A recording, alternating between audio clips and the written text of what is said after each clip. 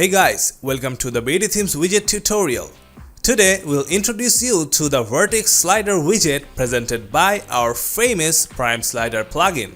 This is one of the most unique slider widgets for making your blog page more dynamic and awesome.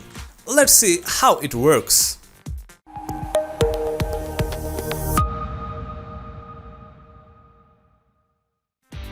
As you can see, this is the default appearance of Vertex that resembles a timeline type interface. From the layout, you can set a maximum number of 5 columns for the slider widget. After that, you can change the height of the images to match your page preferences. At the same time, you can change the vertical spacing of the whole slider also. Then you can change the content alignment of the slider for a better web view. From the image size option, you get to play with the image resolution. At the bottom, you get 2 switches to hide the title and category of the slider. On the query section, you can limit the slider items by customizing your choices of source. Works perfectly for manual item selections. Also, you can limit the number of slider items on the display.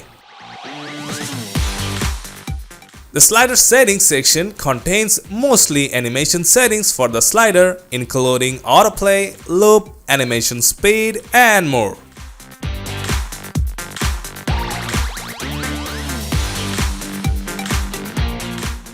Moving on to the Style tab. The first section lets you customize the content padding and border radius around the images.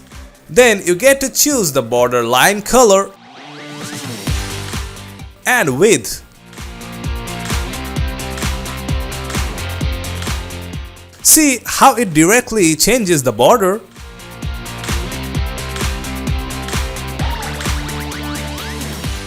Then you can change the hover color for the title that's right below the image.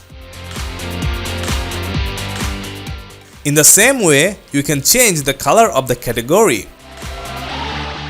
There are also other options like padding, border, box shadow, etc. available here. Let's customize the navigations of the slider.